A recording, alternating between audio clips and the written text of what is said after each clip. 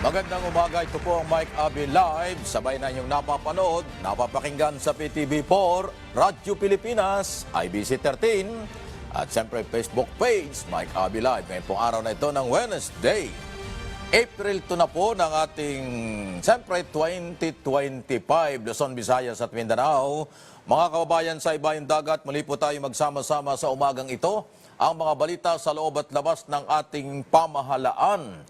At siyempre ang mga ginagawa, policy, mga programa, development sa mga pagtutok, sa pagsubaybay ni Pangulong Marcos sa ating bansa at sa kaligtasan, seguridad, pagkain at marami pang iba na ginagawa ng punong ehekutibo. Diyan lang po kayo dahil nga po sa ang mga balita, mapakabilis na mga pagbabago, lalo na po sa mga kababayan natin dyan sa Taiwan, kasama sa ating ibabalita at pag-uusapan yan maya-maya. Samantala, kinumpirma na po ni Senador Amy Marcos na kanyang nakatanggap na siya ng sulat, liham mula kay Executive Secretary Lucas Bersamin upang ipaalam na hindi na dadalo ang mga membro ng gabinete sa susunod na pagdinig ng Subcommittee on Foreign Relations ng kanyang pinamumunuan tungkol sa pagkakaaresto at sa ng International Criminal Court ICC kay dating Pangulong Duterte. Sa liham, tinukay po ni Executive Secretary Bersamin na naniniwala silang hindi na kailangan ng kanilang partisipasyon sa pagdinig dahil nasagot na nila ang mga tanong ng unang hearing. Sa unang hearing na inipresenta na rin ni Senador Amy Marcos ang kanyang ang tinasabing komprehensibong findings. Muli rin anyang iginiit ni Bersamin na nauna nilang posisyon na gagamitin ang executive privilege at naniniwala silang lahat ng mga usapin ay hindi sakop nito ay natalakay na sa unang schedule o hearing. Naka-schedule na nga po ang susunod na pagdinig. Bukas ito, April 3. Palagay ko, hindi na nga ho kailangan kasi naman, Amy, yung hearing mo, hinahanap mo, mastermind . Sino daw ang mastermind sa paghuhuli kay Digong Duterte? Ako mas interesado, sino ang mastermind sa human rights violation? Sino ang mastermind sa Operation Tukang? Kasi marami dong namatay. Dapat Amy ang hinahanap mo. Hindi yung mastermind sa kung sinong humuli. Inako na nga ni General Torre, ang matapang na general, na siya ang nagpatupad ng batas. Republic Act 9851 at pagsunod sa Interpol na hawak na warrant of arrest. Bakit kailangan mastermind pa ang hanapin mo? Para sa aking tingin at opinion dyan, hindi yan in aid of legislation, in aid of re-election ang hearing na yan, sa totoo lang. Kaya abangan natin kung may epekto yan sa kanyang kampanya. Ngayong himiwalay na sa alyansa para sa pagbabago. Ang ganda ng topic alyansa para sa pagbabago, humiwalay. Dahil siya ay Digong Duterte. Good luck na lang, Senador. Tuloy sa ating mga balita. Ang unang batch nga po daw ng Philippine humanitarian contingents dumating na nga po sa Myanmar para tumulong sa medical at search and rescue mission daw nga po para sa mga naapektuhan ng pagtama ng malakas na lindol. Panahon ng panatilian niya sa Myanmar ang Philippine contingents at ipinadala doon at posibleng mapahaba pa. Ibig sabihin, siyempre hanggat di tapos yan. Ayon naman po sa Office of Civil Defense, yan ang sinasabi ng Office of Civil Defense under ni Secretary Teodoro naman yon. Samantala, bilang daw po ng mga nasawi sa nangyaring lindol sa Myanmar, umabot na sa 2,719. Wow! Nakikirami po tayo, napakalungkot naman yan. Ganyang karami na libo na ang mga namatay matapos nga po ang malakas na earthquake. Sana huwag tayong madamay dito, Yung ating the big one, sana huwag mangyari sa Pilipinas. Okay? So, salamat at mabilis ang galaw ng gobyerno para makatulong yan sa bansang yan. Yan ay parte ng pagtutulungan ng mga bansa sa panahon ng kalamidad, sa panahon ng pangangailangan.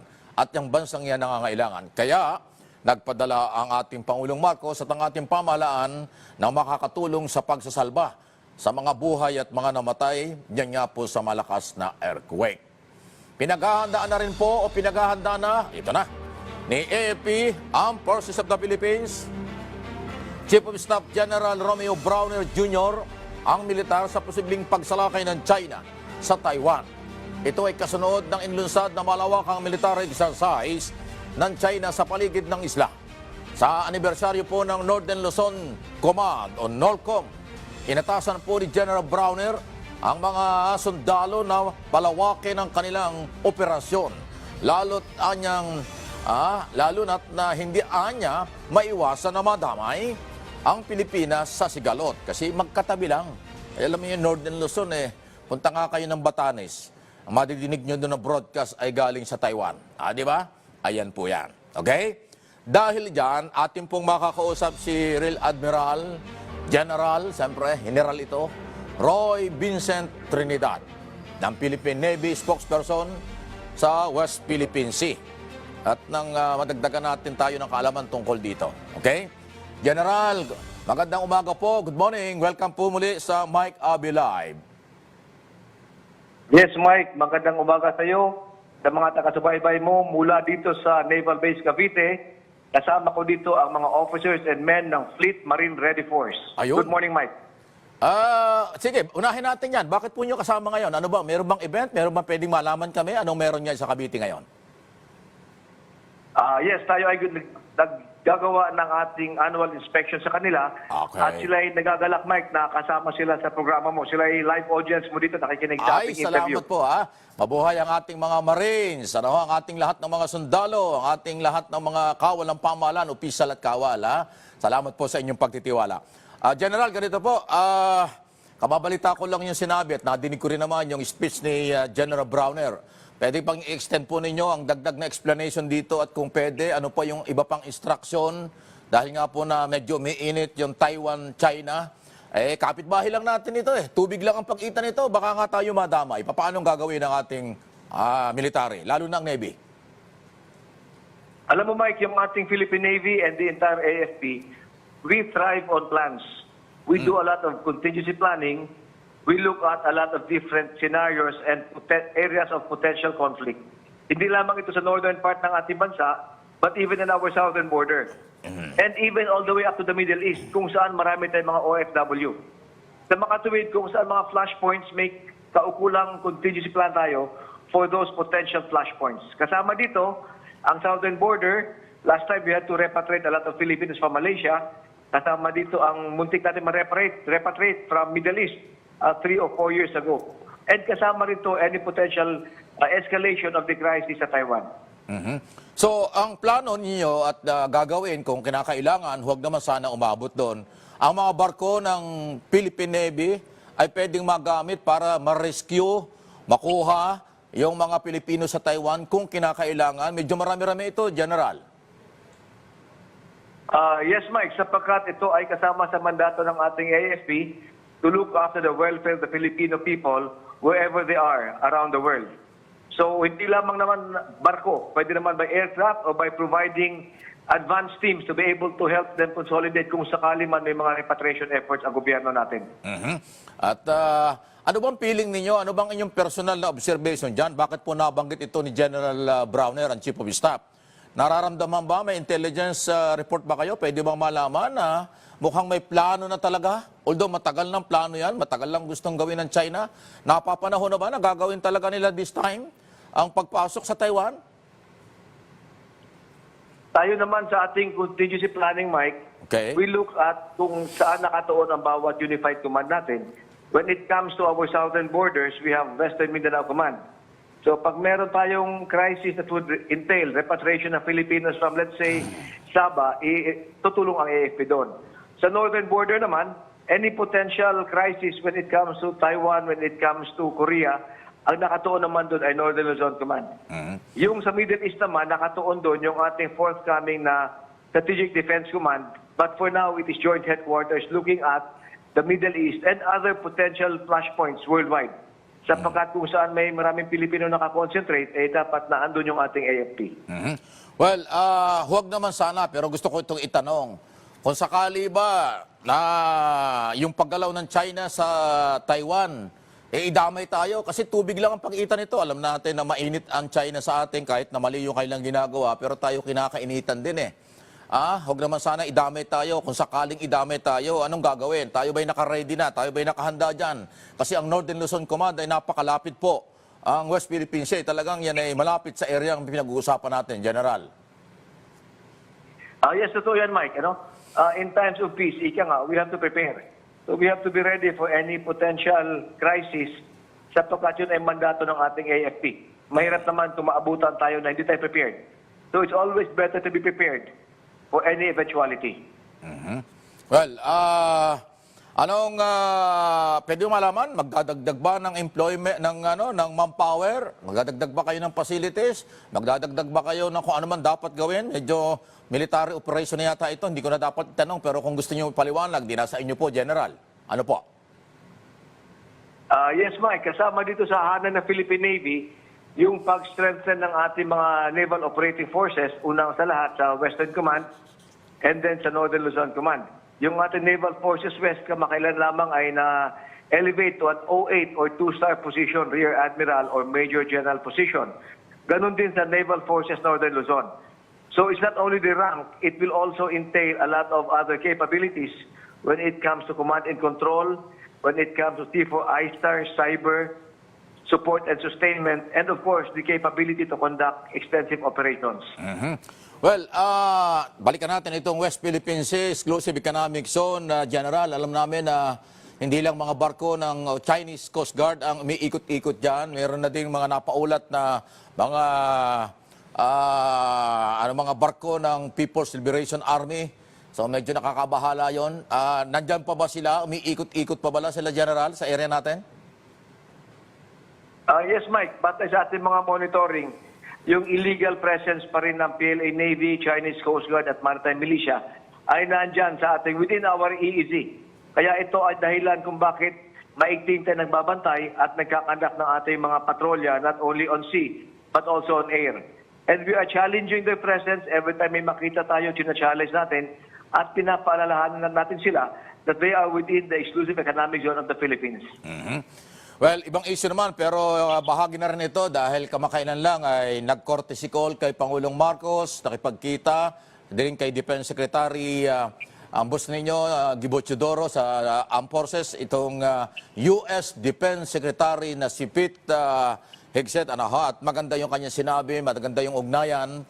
Ano bang inyong komento rito? Ano bang dating sa inyo nito? Hindi lang ho sa buong Armed Forces, kung hindi lalo tigil sa Philippine Navy, General. Yes, ito ay napapahiwatig una sa lahat that our people-to-people, our military-to-military relationship with the United States is very, very strong. More than a century of partnership. Tahanan naman ng AFP at Philippine Navy, this will entail more activities between their military and our military. And we welcome that sapagkat ito ay pagkakataon natin na tayo makapagsanay sa mga modernong kagamitan. Okay, tama yan. Malapit na itong balikatan nagsasay sa Bataan. Ngayong month na ito. So naka-ready na ba dito sa tinuturing lang mas malaking balikatan daw ho sa pagitan ng ating military at ng US Forces, General? Yes, Mike. Right now, ongoing yung ating planning and rehearsals for balikatan. This will be one of the largest. It will involve 8 other foreign countries, the US and 7 other countries. So naging multilateral na siya. And it will entail a lot of learning on our side sapagkat we are now looking at scenarios that will entail the entire AFP to participate. Hindi lamang ito yung dati-rati na low scale or mga lower units lamang. This will include the entire AFP sa ating command and control. Okay. General, ito po yun. Dahil nadidinig po tayo hindi lang sa buong Pilipinas, pati sa abroad, especially sa Taiwan at may mga kamag-anak na Pilipino sa Taiwan. Nasa inyo po yung pagkakataon, ano po ang mensahe po ninyo, anong gusto nyong iparating dito sa ganitong tumataas na tensyon sa Taiwan at China, at yung mga posibleng dapat nilang gawin na maitutulong at kung paano tayo tutulong talaga. Ha? General, nasa inyo po ang pagkakataon, nakikinig sila sa inyo ngayon. Yes, maraming salamat, Mike. Sa ating mga kababayan, wherever you are around the world, your Philippine Navy, your AFP is doing everything that it can with all that it has to ensure that your welfare will be taken care of. Maaring may mga pagkakataon na delayed kami ng konti o whatever sapagkat, alam mo naman, sabay-sabay ngayon. But rest assured, wherever you are, kababayan natin, all over the world. Your AFP is behind you. We are here to support you wherever you are. Okay. Sir, salamat sa oras, pagtanggap ng ng aming tawag sa inyo. Salamat din sa mga Marines na inyong mga kasamahan ngayong nanonood sa atin dyan sa lalawigan ng Cavite. Salamat po, General. Maraming salamat din, Mike, at mula sa mga tauhan at liderato ng Fleet Marine Ready Force dito sa Cavite, more power to you and to your program, Mike. Thank you, sir. Salamat po. Mabuhay ang ating mga sundalo. Real Admiral Roy Vincent Trinidad, spokesman ng Philippine Navy sa West Philippine Sea. Ay ako tinatawag na general kasi 2-star general po yan. Kaya napakahalaga nung tawagin nating general. Dahil talaga pinaghirapan, pinagsikapan ang ganyang klase mga posisyon. Ayan po mga kababayan natin sa Taiwan, don't panic. Ginagawa lang namin ito para at least may idea kayo. Iba na ho ang galaw ngayon. Kailangan mapaghanda po kayo at hindi kayo pababayaan ng ating military at ng Philippine government. Gagawin nila ang lahat ng paraan kung kinakailangan. Sa oras ng pangangailangan, medyo marami ito, 200,000 hanggang 250,000 ang Pilipino sa Taiwan. Naku, saan mo isasakay yan pag nagkaroon ng problema? Talaga lang Sana, ayan problema naman, pagka ganitong problema, hindi mo natin pwedeng sabihin, ito lang kasi maka Marcos ito, ito lang Marcos loyalist ito, Marcos supporters ito. Hindi ganon. Pag nagkaroon ng problema, kahit DDS pa kayo, kahit wala kayong pakialam sa Pilipinas, kahit na kayo galit sa ating Pangulong Marcos, tutulungan kayo ng Pilipinas. Ganon na ho ang sitwasyon. Di ba? Kaya yung mga pasaway dyan, kalimutan muna ninyo ang mga pansariling kapakanan, yung inyong sarili, ang inyong pamilya, ang inyong buhay, at ang ating bansa ang ipaglaban nyo, hindi paglaban sa iilang sektor lang. Kayo talaga, Kaya kahit sinisipon ako at mahirap magsalita, nakakapagsalita ako ng ganito dahil mayroon pa rin mga pasaway. Magbabalik pa ang ating mga balita. Huwag kayong alis. Halos nagsisimula pa lang po ang Mike Abilay.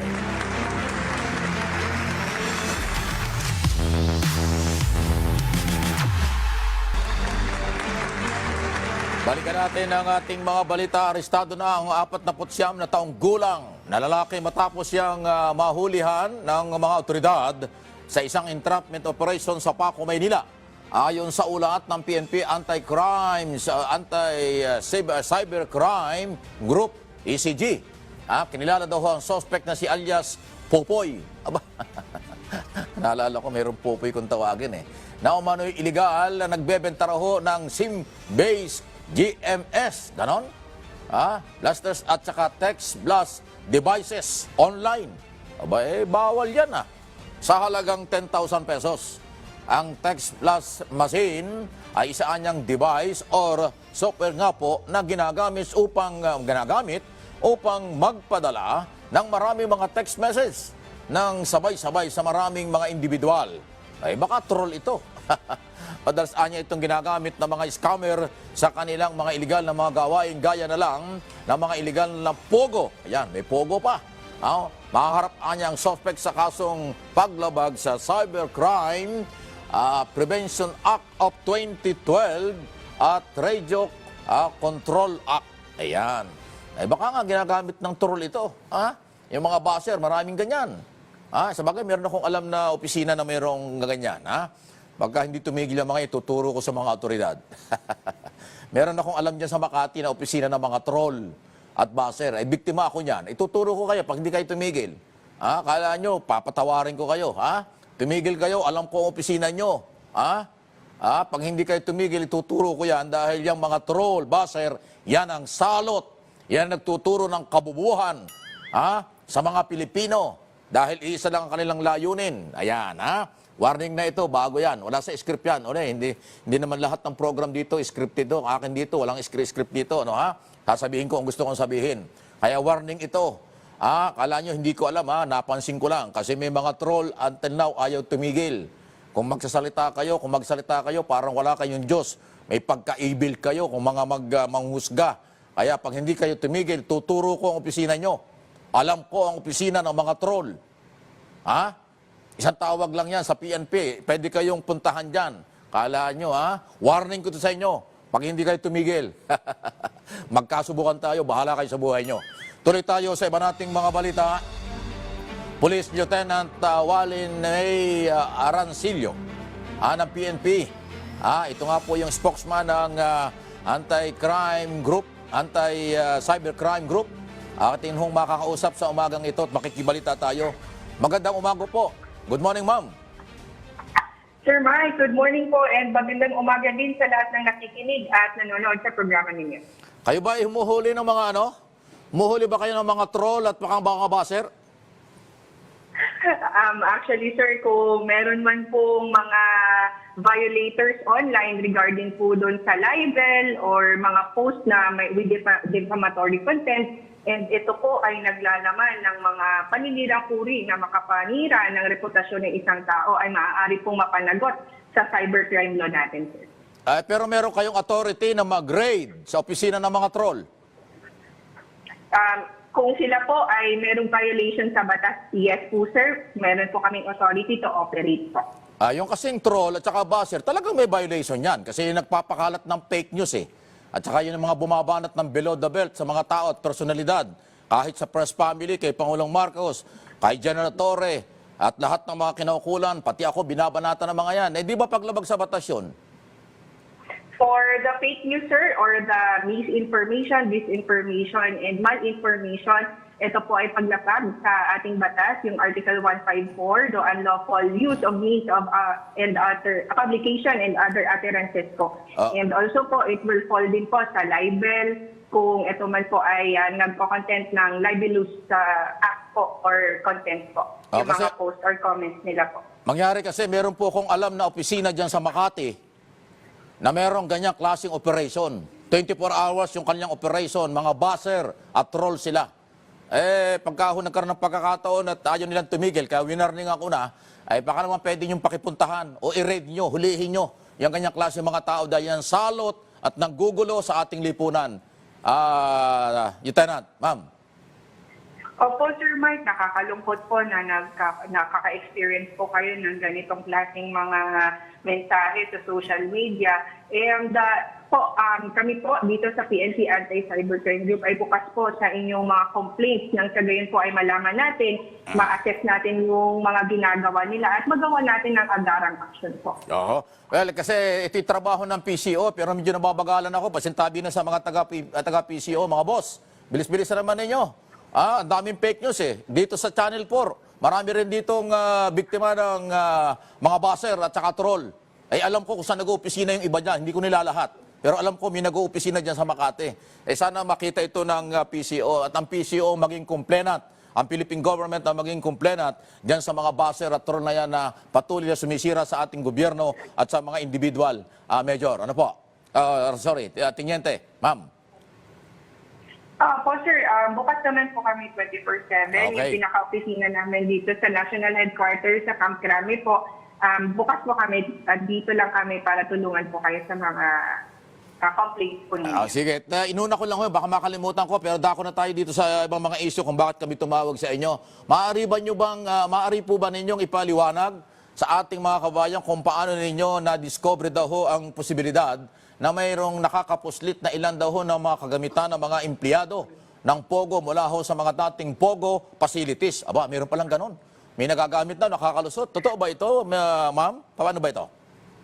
Opo, Sir Mike. Nag-umpisa po yung cyber patrolling natin. Nag-intensify po tayo ng cyber patrolling natin since po nagbigay din po ng direktiba yung ating CPNP, Police General Francisco Marbil po, na mag-intensify and strengthen natin yung pag-cyber patrol natin. And sa utos na rin nung director namin, Police Brigadier General Bernard Aryang, nag-conduct po yung Northern District Anti-Cybercrime Team ng Cyber Patrolling at nakita po itong suspect na nagpo-post online sa mga social media platforms and doon po sa mga online shop na binibenta niya itong text blast machine sa halagang 10,000 pesos.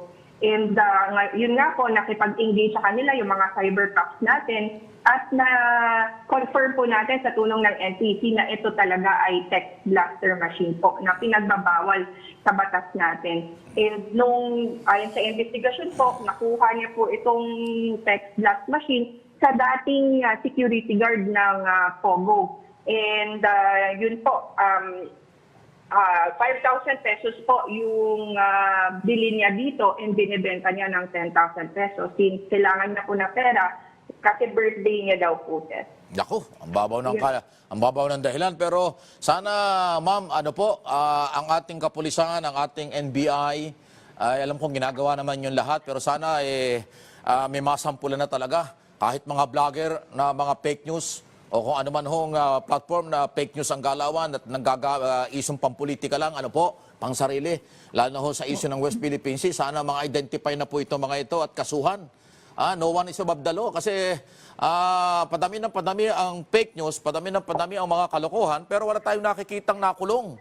At saka pag nahuli siguro, huwag nang payagang magtakip ng mukha at ng makilala ng publiko kung sino gumagawa ng fake news, gumagawa ng kalokohan, katulad ng nangyari doon sa Cebu na nameke ng statement ni Pangulong Marcos pero inilabas sa media, may takip ang mukha. So hindi mo makilala. Pag nasa lubong mo yan, hindi mo alam kung yun pala.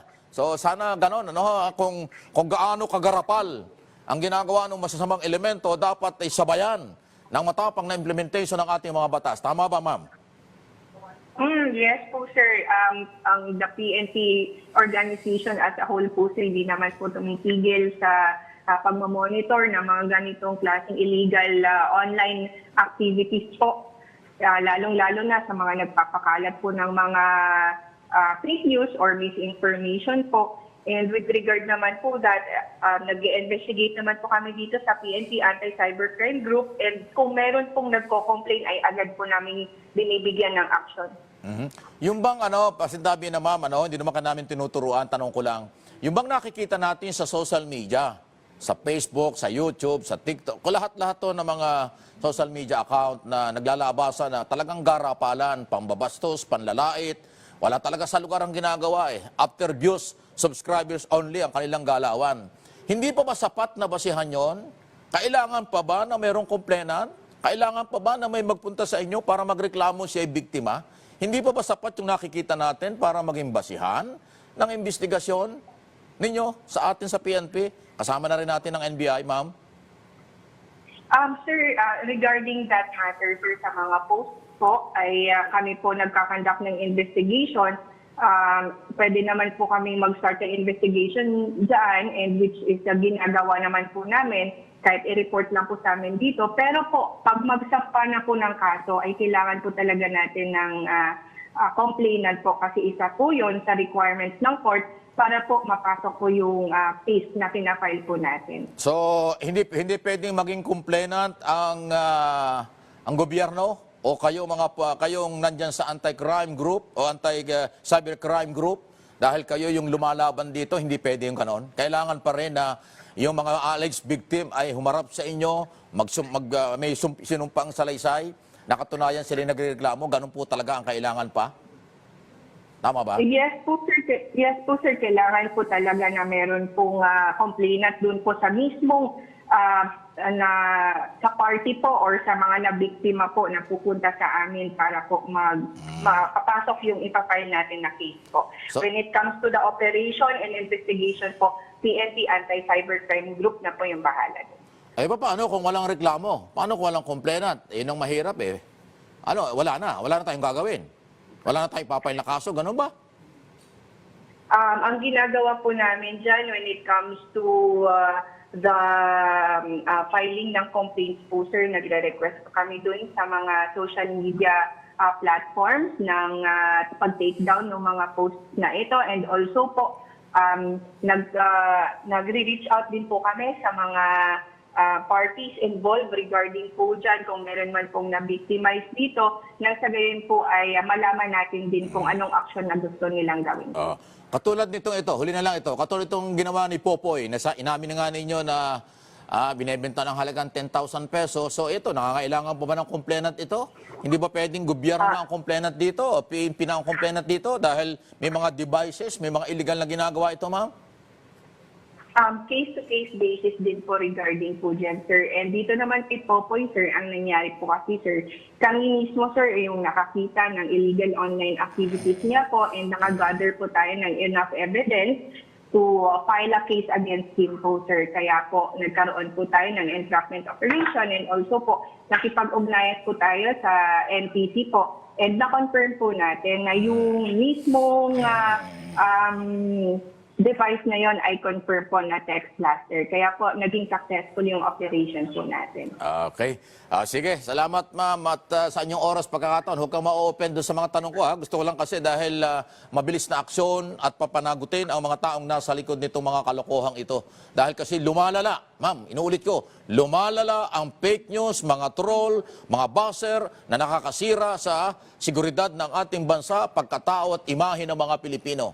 Masyadong maingay ang mga Pilipino. Sinisira ang imahe ng Pilipino sa international community para bang napakasama natin. Ay hindi naman totoo yon. Gawa-gawa lang ng mga taong makikitid ang isip na ayaw tumulong sa pamahalaan. Di ba, ma'am?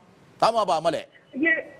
Yes po, sir. Tama po, sir. And ito naman po, sir, yung problema natin sa cybercrime. And dun po sa mga fake news, it is really an approach po na kailangan po, a problem po talaga na kailangan magtulungan po. Hindi lang po yung law enforcement agency, kundi pati yung gobyerno. And lalo na po, we urge the public din po na sana wag po sila basta-basta maniniwala sa mga nakikita nila sa mga social media platforms. Alalahanin natin na hindi lahat yung nakikita natin dito ay tama at totoo. Mag-verify po tayo bago po tayo mag-share. And lalong-lalo na kung ito ay nakakasira ng reputasyon ng isang tao.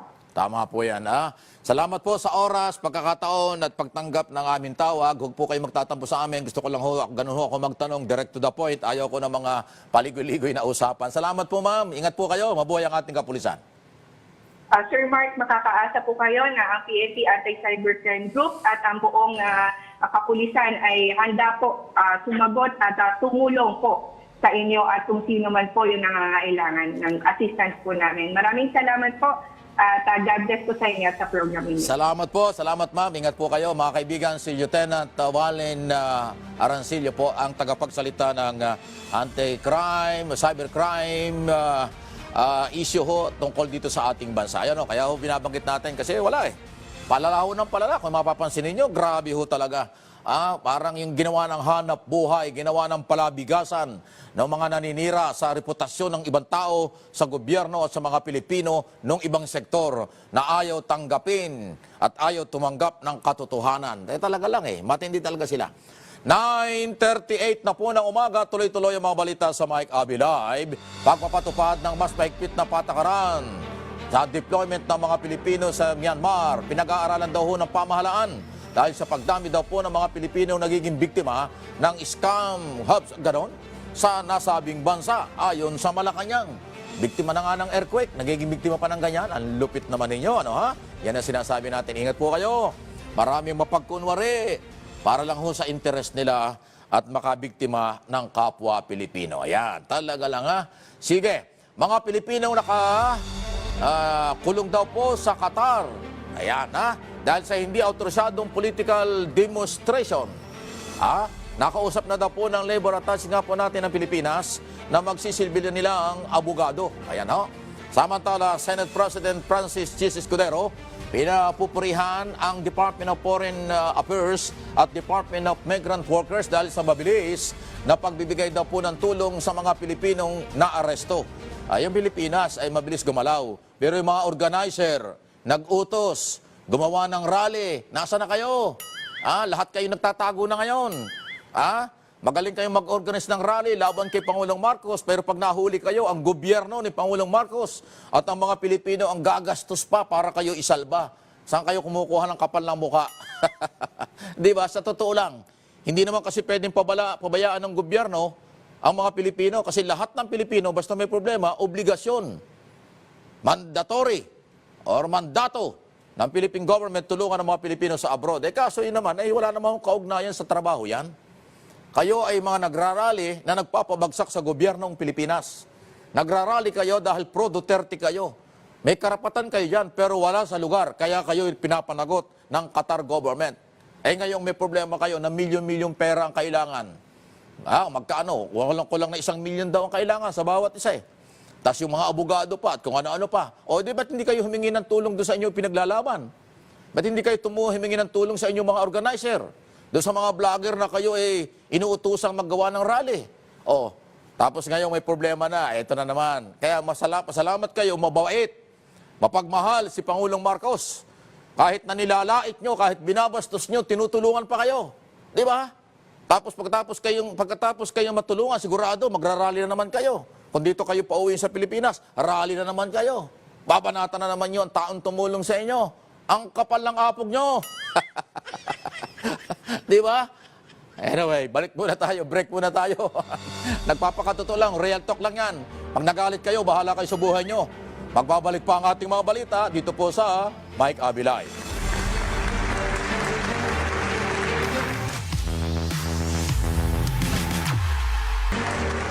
Balik tayo sa mga balita. Magandang balita ito. Magiging available na daw po ang mga mas abot kayang karne ng baboy sa mga namamimili sa pakipagtulungan daw po ng Food Terminal Incorporated o FTI sa ilalim ng Department of Agriculture, DA.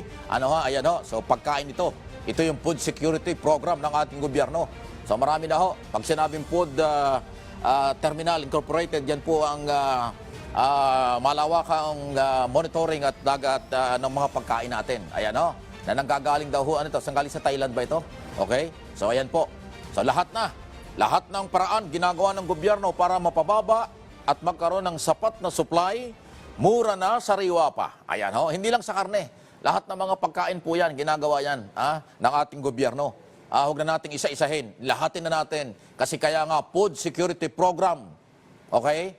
Ng ating Pangulo, gusto ng ating Pangulong Marcos ay merong sapat na pagkain, lahat may pagkain sa pagkainan ang mga Pilipino. Kaya imported man o local ito, basta may pagkain, okay. At kailangan tamang presyo, tamang kaya, abot kaya. Ayan. Hindi lang karning baboy o lahat ng ulam, kung hindi pati ho yung iba pang mga basic commodities natin. Kasi ang mga Pilipino talagang mahilig kumain. Di ba? Ayan na ho, lahatin na natin. Ginagawa lahat ng Office of the President, DA, NFA, at lahat na ho na may kaugnayan sa Food Security Program from day one ay programa ni Pangulong Marcos. Tuloy ang ating mga balita, inaproba na ho ng Kamara ang Travel Authority ni Pampanga ni Congressman Gloria Macapagal Arroyo. Okay, ayan, ganon. Pampanga Congressman, Deputy Speaker, ni House Secretary General Ronald Velasco. Batay daw ho sa kopya ng Travel Authority, ang biyahe po ni Arroyo ay sa Singapore mula April 3. Bukas na ito hanggang April 21 ng taong ito, siyempre 2025. Sa kanyang Facebook post, sinabi nga po ng dating Pangulo at Congressman ng Pampanga, sasamahan niya ang dating First Gentleman Mike Arroyo sa Singapore o kung saan daw ho ay isa sa ilalim sa isang operasyon dahil sa bumalik na dating problema nito sa puso. Ay, doon ba siya ooperahan? Kung matindi yan, Nanawagan din ito ng panalangin para ho sa kanyang pamilya. Yung nakarating sa aking report, ang gusto niya samahan yata yung kanyang anak. Kasi si Mikey Arroyo, di umano, may sakit din na dapat ay i-check up sa Singapore. Pero ngayon na report, hindi daw asawa. Pero madalit sabi, pareho silang may problema. Kaya nga ho nanawagan ang dating Pangulo. May sakit si Mike Arroyo, may sakit si Mikey. Magkaiba yun Baka akala nila yung Mike Arroyo, iba yung Mikey kaysa Mike. Mag-ama yun, asawa at anak ni Gloria. Ang balita ko, pareho may sakit. Ayan. Ay, sana ho'y gumaling naman. Napakabigat niyan, hirap niyan. Isang cancer at saka isang sakit sa puso. Magastos na yan. Singapore, nako. Sa Singapore po, napakamahal ang lahat ng bayarin dyan. Talagang ilalabas mo ang dollar mo kung meron ka. Kung wala, ay talagang kakamot ka sa ulo. Okay? Pero mayaman bansa yan Saka magaling talaga ang mga doktor dyan. Sige. Tinatayang aabot na ho sa 1,031 ang lost firearms. Uy, dami nito Na-inspeksyon daw ho ng Philippine Army Chief Lieutenant General Roy Galido sa punong tanggapan daw po ng 6th Infantry Division sa Dato Odin Siswata sa Maguindanao del Norte kahapon. Yung daming baril nito Nagmula po ang mga nakumpiska ng mga armas sa Sac-Sergeant Region. Bahagi pa rin niya ito ng kampanya ng pamahalaan na supilin ang pagkalat ng illegal na armas. Gayon anya ang pamamayagpag daw po ng mga pinaniniwalaang private army groups. meron pa rin private army, ay mag-e-election tayo, mahirap yan. Sige, good luck sa army. Good luck sa ating mga kinaukulan. At siyempre, suporta ng pulis. Kita niyo yung mga baril, ang dami po. Mahigit na 1,000 daw ho. Siyempre, lost firearms yan. Illegal. Pero, nako, ay merong gun ban, tapos illegal possession, ay daming problema talaga. Iimbestigahan na po ng Metropolitan Manila Development Authority, MMDA, ang insidente ng kinasasangkutan daw ng Special Operation Group, Strike Force, Head Gabriel Go. Matatanda ang nag-viral nga po sa social media ang video na nagpapakilalang si Go habang tinitikitan daw po ang isang pulis sa may tinitikan ng pulis sa may si station sa Quezon City. Diba? Dito lang po, malapit yan. Dahil sa pagdadala nito ng pagparada nito, ibig sabihin, illegal parking yan sa may bangketa. Bawal yan. Ayon sa MMDA Chairman, Attorney Don Artes, seryoso daw nilang inaaksyonan ang usapin at tinitiyak at titiyakin na patas daw po ang proseso ng anumang hakbang ng kanilang gagawin. Muling ipinalaala po ni Chairman Artes ang kanilang mga tauhan ng pagiging magalang, mahinahon sa pagganap ng tungkulin, lalo na ho sa harap ng tensyon o agresibong sitwasyon. Sa kaugnay na balita, sinabi naman po ni Senador J.B. Ejercito na kontento umano sa pagkakaaksyon sila sa MMDA laban sa kay Gabriel Go na umano'y namamahiya ng isang pulis sa kasangsagan ng clearing operation ng MMDA sa Quezon City. Grabe talaga, no, ha? Nakita ko yan, sabi ko, ano ba ito? Mukhang sa dami-dami ng problema, may mga ganyan-ganyan pa. Huwag ho sanang abusado kayo. Pagka umabuso, meron kayong accountability. Lahat tayo ay meron pananagutan pag umaabuso. Mapulis o sibilyan o sino ka man. No one is above the law. Ignorance of the law excuses no one. Yan ay lagi natin pinapaalala. Okay? Pinangunahan ng Department of Transportation, Secretary Benz Dizon, ang downing at outtaking ba, ceremony, para sa kauna-unahang babaeng Real Admiral. Wow, kauna-unahan talaga sa Philippine Coast Guard. Ito nga, galing meet si Selvia Campo. Congratulations, ma'am. Kauna-unahan. Itinakda ang promotion niya.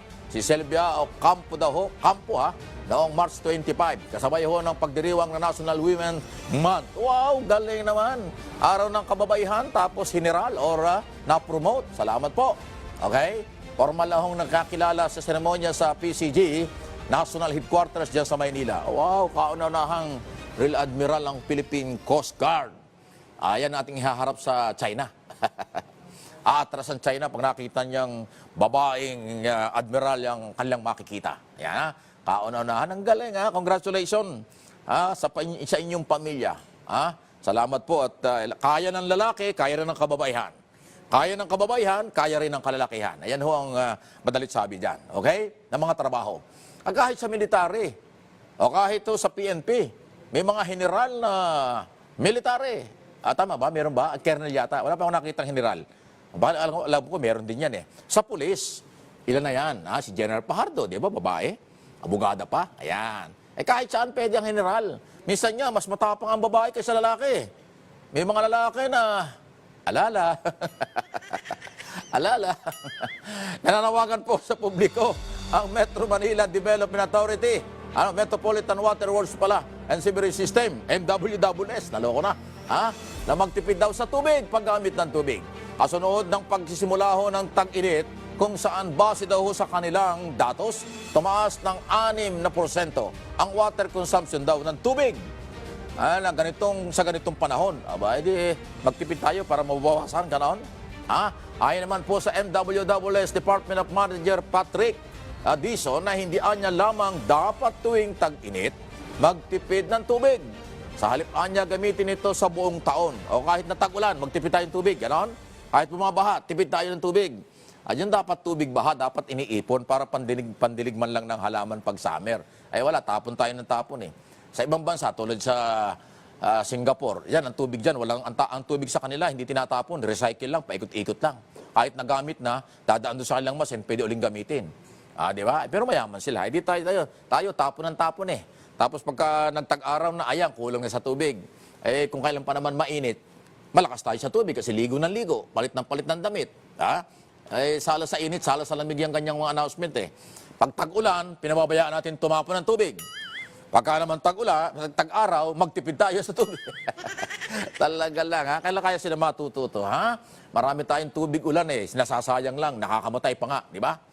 At hanggang dito na lamang po ang ating mga talakayan, ha? At makita-kita tayo muli bukas dito po sa PTV4. Makinig sa Radyo Pilipinas, IBC 13, Facebook page, Mike Abby Live para sa Pambansang TV sa Bagong Pilipinas. Salamat po!